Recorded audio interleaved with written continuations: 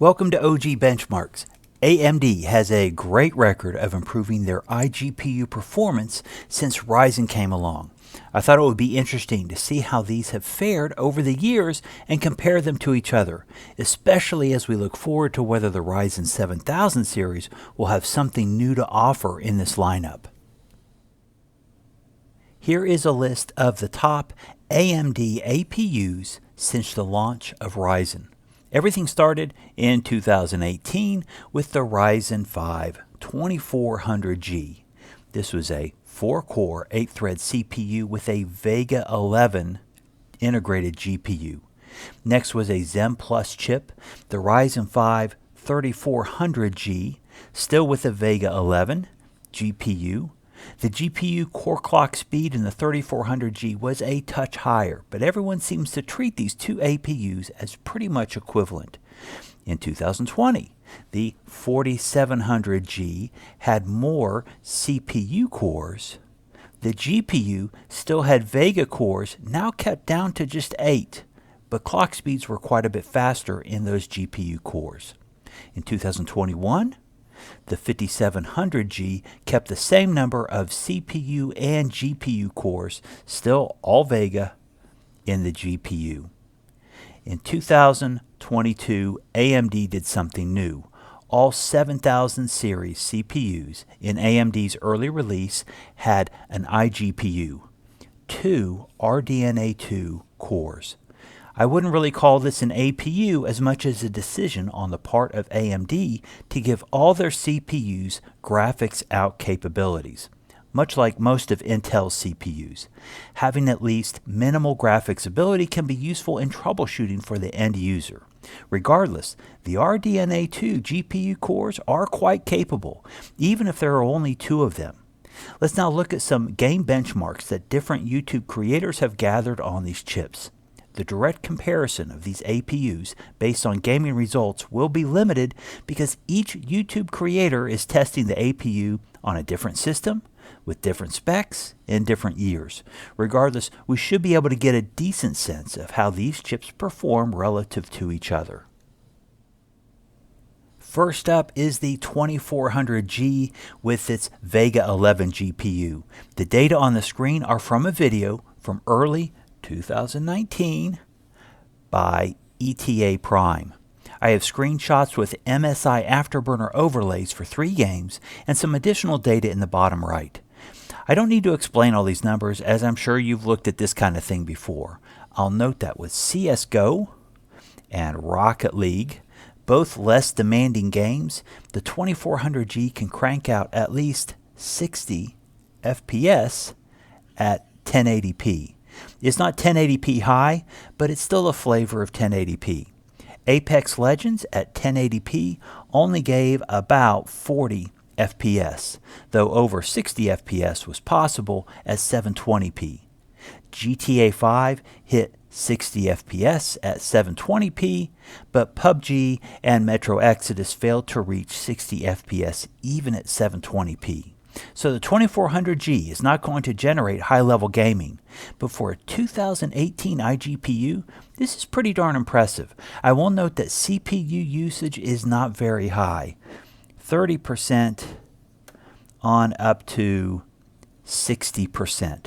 I suspect GPU usage is close to 100%, but Afterburner was not able to properly break out GPU usage back in 2019 on this chip. Here is the 3400G, again with a Vega 11 GPU. The data are from TechYes City, later in 2019. I have Afterburner shots for GTA 5 and CSGO. The data that TechYes City got on the 3400G are very, very close to the numbers that ETA Prime got on the 2400G. Note that TechYes City also reported on the 2400G in the same video. The 2 versions of the Vega 11 GPU seem nearly interchangeable. For lighter games like CSGO and DOTA 2, the Vega 11 can get well over 60 FPS at 1080p. Anything more demanding, including GTA 5, you need to drop down to 720p to reach 60 FPS. Again, while we can't get an accurate read on the GPU usage, I suspect it's close to 100% here. The CPU is definitely not fully used, so the iGPU is the bottleneck, which is not a surprise. Alright, now for the 4750G and some more data from ETA Prime. All these games were tested at 1080p. Keep in mind that this is now a Vega 8 GPU.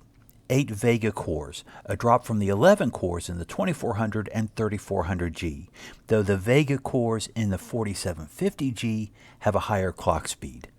The 4750G managed to hover around 60 FPS in Skyrim, Forza Horizon 4, not 5, and GTA 5.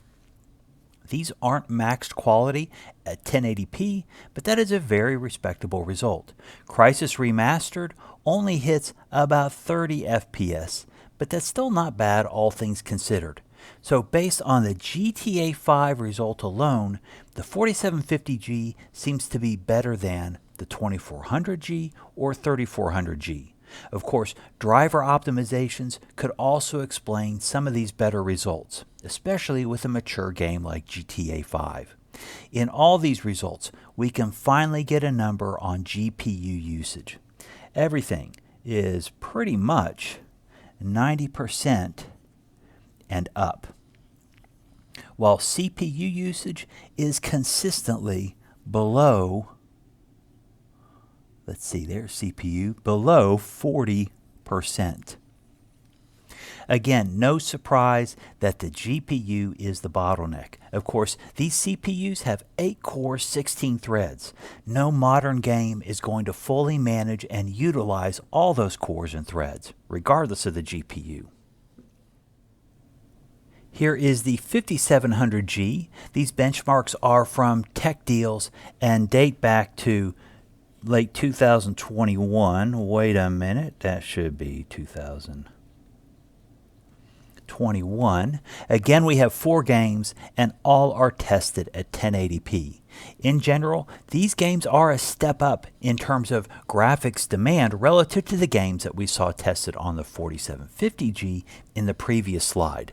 The 5700G is not a 60 FPS GPU at 1080p for these games. And I guess I'm a bit surprised Fortnite does not fare better.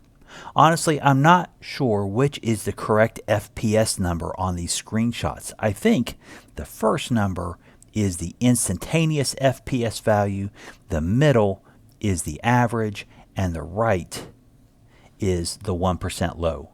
Note that all these GPUs are running at 95% or higher. The GPU is working as hard as it can. Finally, we have the 7700X. This is an 8-core, 16-thread CPU and has just 2 RDNA 2 GPA cores. Despite having just 2 GPU cores, this chip does pretty well. These numbers are from ETA Prime in late 2022. Based on the GTA 5 numbers, I'd say that the 7700X is a bit weaker than the 4750G. Then again, based on the Skyrim numbers, I'd say the 7700X is stronger than the 4750G. So I guess that this GPU is not wildly better or worse than the Vega 8 in the 4750G. Pretty similar across the board, but not identical. Can we get any more data for comparing these GPUs? Yes, we can. There is a site called User Benchmark. I must admit that most YouTube creators do not speak highly of this site, but it does have some GPU ranking data based on benchmarks submitted by online users. As of November 4th, 2022, the GPU database listed 687 different GPUs. This number will go up over time, so the rankings I'm listing here may become stale if you are watching this video sometime later. Here are some GPU rankings. Boom. I've listed the APU rankings highlighted in yellow with a few common GPUs with similar scores within these rankings. User Benchmark does say that these GPUs are different. It ranks the Vega 8 of the Ryzen 5000 as better than the Vega 11, and then the Vega 8 of Ryzen 4000 is last. While different, the rankings are closely clustered in the overall standings. The RDNA 2 GPU hasn't made it into the rankings yet. In general, I guess I'm surprised these GPUs are so tightly clustered. Anyway, this is the historical performance level of Ryzen's top APUs. These APUs do not provide a true 1080p gaming experience for all games, but they can do reasonably well in lighter games like CSGO, DOTA 2, and even arguably GTA 5. Overall, they perform impressively, especially considering that they have to share relatively slow system RAM, standard DDR4 RAM, rather than having their own dedicated GDDR5 or GDDR6 VRAM. That's a quick review of Ryzen's APUs. Maybe Ryzen 7000 will have some improvements in future announcements. Thank you for watching to the end. Please subscribe, leave a like, or make a comment. Take care.